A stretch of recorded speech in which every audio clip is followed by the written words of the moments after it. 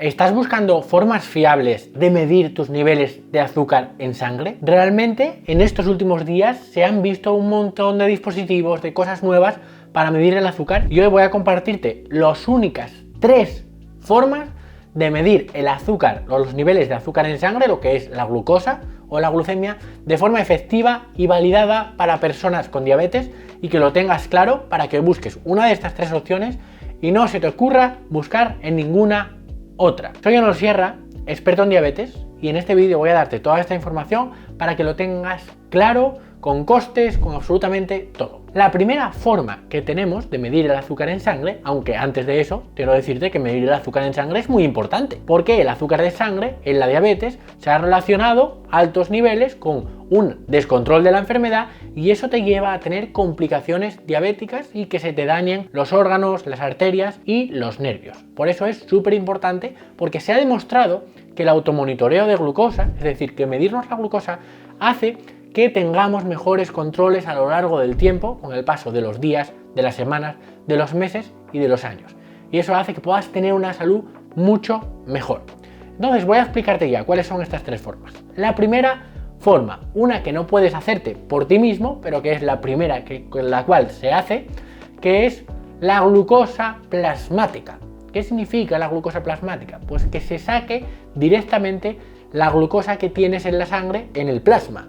Y eso se mide en las analíticas. Cuando tu enfermera te va a hacer la analítica o vas allí al centro de salud, pues te sacan la glucosa y cuando tú ves en la analítica glucosa en ayunas o glucosa plasmática se llama, pues ese es el valor de glucosa plasmática. Como ves, no es muy práctico y solo se puede medir cuando te haces la analítica y es la forma más precisa de hacerlo. Bueno, como esta forma ya la conocías, pues vamos a la segunda más precisa que también más utilizada, que es la glucemia capilar, la glucosa capilar, que es cómo tenemos la glucosa en la yema del dedo, que lo medimos con un dispositivo muy conocido que se llama glucómetro, que seguro que lo conoces, es un aparato como este, que a través con una tira reactiva que introduces aquí en la parte de abajo, pones una gota de sangre de tu dedo y te dice cuál es tu nivel de azúcar.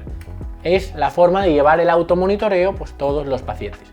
Hace años se sacó un estudio donde la marca Kuchek, que no me paga, evidentemente, no me paga porque no me paga, pero es el estudio que se hizo. Yo quiero traerte la información como es. Pues este glucómetro de Kuchek, pues lo que se hicieron una validación muy grande con un estudio enorme para validar el glucómetro y se vio pues que era una medida eficaz en base a que digamos que era una medida pues que se correlacionaba con la glucosa en plasma. De hecho, que los glucómetros en este sentido de esta marca eran fiables.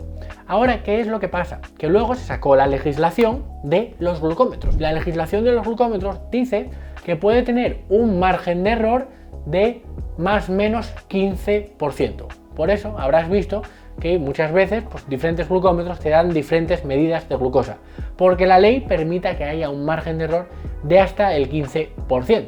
Y hasta que pues eso no se disminuya, pues los glucómetros van a seguir siendo ligeramente imprecisos, ¿vale? Pero normalmente yo lo que te recomiendo es que uses siempre el mismo glucómetro para que siempre tengas la misma margen de error. El problema de si usas muchos glucómetros que no sabes luego si tu glucosa está mejor, está peor. En cambio, si usas siempre el mismo y vas valorando las mejoras o los empeoramientos con el mismo, pues es algo que es viable porque el error se mantiene siempre estable.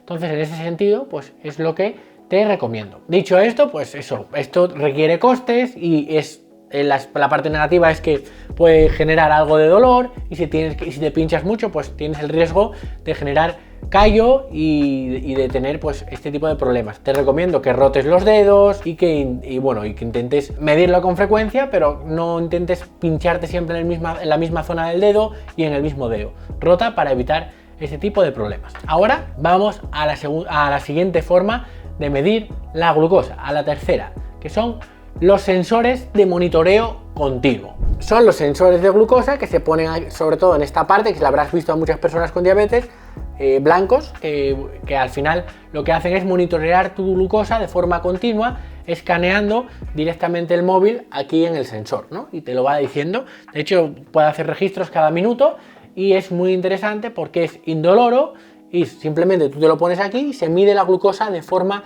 en el líquido intersticial. Es decir, no es un medidor que te mida la glucosa de la sangre directamente como habíamos visto en el glucómetro, sino que hay un líquido por aquí debajo de la piel, que es el líquido intersticial, que es el líquido que está entre las células. Y ese líquido pues es rico en aminoácidos, en azúcares y en otro tipo de sustancias, entonces correlaciona directamente el nivel de glucosa que hay en el líquido intersticial con el que tienes en la sangre. Entonces es un dispositivo útil para medir los niveles de azúcar. La cosa es que no es que digamos que es bastante fiable, los estudios se muestran que tiene fiabilidad. La cosa es, la diferencia que tienes que entender es que va con retardo.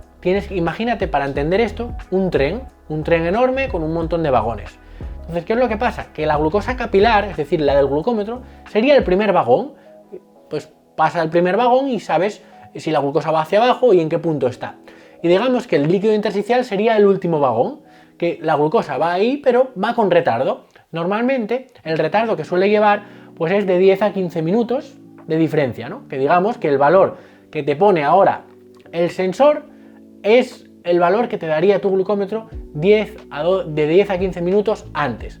Aunque también es verdad que hay estudios que muestran que el tiempo de diferencia puede variar hasta los 25 minutos, ¿vale? Pero por regla general, de media suele ser de 10 a 15 minutos. Ahora bien, estos glucómetros, ¿qué les pasa? Pues que pueden dar medidas cuando son válidos, están validados como dispositivos médicos para personas con diabetes, tienen precisión.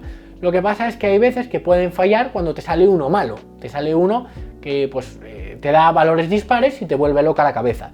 Y si tú tienes diabetes y has usado estos sensores y tienes, por ejemplo, diabetes tipo 1, pues ponlo aquí en el chat, si siempre dan medidas exactas. Pues no, evidentemente siempre no. De hecho, cuanto más fallan, te voy a explicar cuánto más fallan para que lo tengas en cuenta, pero cuando uno te sale malo, devuélvelo para que no te vuelvas loco y que te den otro. Entonces, al final, cuando más suelen, es justo después de la ingesta, es cuando pueden más fallar. También durante la práctica de ejercicio físico, también pueden dar datos erróneos. Y luego, cuando estás en valores de hiper e hipoglucemia, que ahí es cuando se aconseja comprobar con capilar. Es decir, ponerte un sensor no significa que ya no te vas a pinchar en el dedo nunca. Es un dispositivo, una herramienta muy muy útil para que tengas muchos más datos. Pero al final vas a tener que usar también el glucómetro capilar, no tantas veces como si no tuvieras sensor, pero sí para hacer ciertas comprobaciones. La hiperglucemia, ya sabes que es a partir de los 180 valores de glucosa, miligramos por decilitro, y la hipoglucemia por debajo de 70. Entonces, cuando estás por debajo de 70, cuando estás por encima de 180, es cuando más margen de error te pueden dar estos sensores de glucosa. O también durante el consumo de paracetamol. Bueno, esto no sé si lo sabía, pero si consumes altas dosis de paracetamol, puede interferir en el tema del líquido intersticial y que te dé valores de glucosa dispares. Vale, y ahora bien, el Money y Enol, estos sensores son muy bonitos, muy chulos, pero ¿cuánto cuestan? Si estás en España y eres un paciente insulino dependiente, por ejemplo diabetes tipo 1, estos sensores te los cubre la Seguridad Social. Y en el cambio la diabetes tipo 2, si tienes una diabetes tipo 2 de insulina lenta e insulina rápida, también te los cubre la Seguridad Social. Digamos que para las personas insulino dependientes, pues en la mayoría de comunidades autónomas, porque ya no se sabe cómo te quitan ya derechos aquí, pero en general los tienes cubiertos. Pero luego si tú te los quieres costear, que yo por ejemplo a personas con diabetes tipo 2 no se los recomiendo especialmente, te los recomiendo igual para que te los pongas igual 15 días y que tengas ese aprendizaje de cómo te afectan diferentes alimentos. Pero por general no creo que tenga sentido utilizarlos porque no hay que ser glucocentrista en la diabetes tipo 2. Pero al final, si tú te pones estos glucómetros, tienen un coste, por ejemplo el Freestyle, que es el que más se usa, de 120 euros al mes.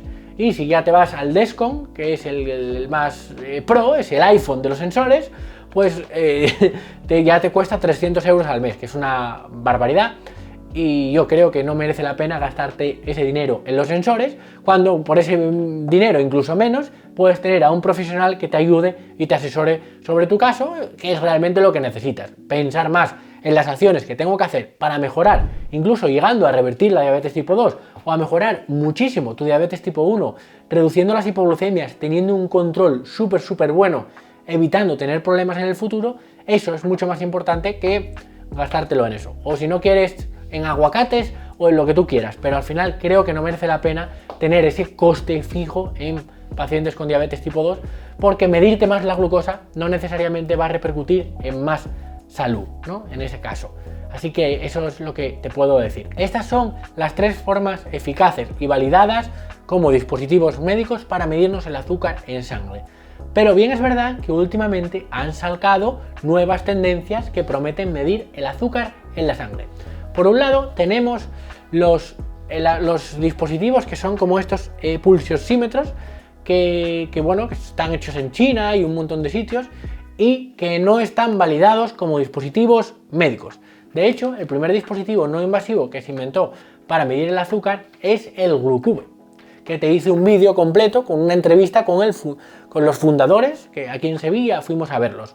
Ahora bien, ¿qué es lo que pasa? Que este producto está en investigación, todavía no está validado como dispositivo médico. Entonces, si tienes diabetes, no puedes usarlo para tomar decisiones en tu tratamiento médico, ¿vale? Entonces, algo muy importante.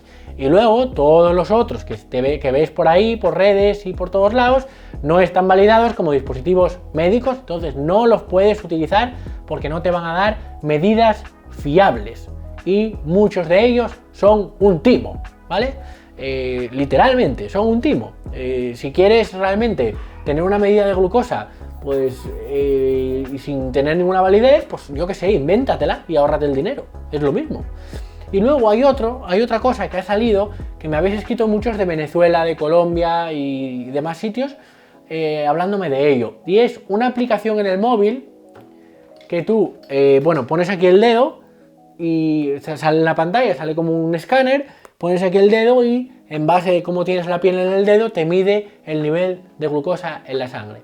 Evidentemente no te lo mide, se lo inventa. Tampoco sirve eso, ¿vale? No sirve, no está validado eso y se van a inventar los valores. Entonces, de verdad, que la salud es algo serio. Hay que utilizar dispositivos que estén acreditados como dispositivos médicos, ¿vale? Porque si no, no te van a dar valores reales, porque no hay estudios que demuestren una correlación de ese valor que te está dando con el nivel de azúcar en tu sangre, entonces no te sirve. Si además de esto te gustaría conocer cómo suceden realmente las complicaciones en la diabetes y cómo las puedes evitar, pues acabamos de publicar un vídeo en el canal, te lo voy a dejar aquí para que puedas ampliar mucha más información al respecto. Te veo por aquí.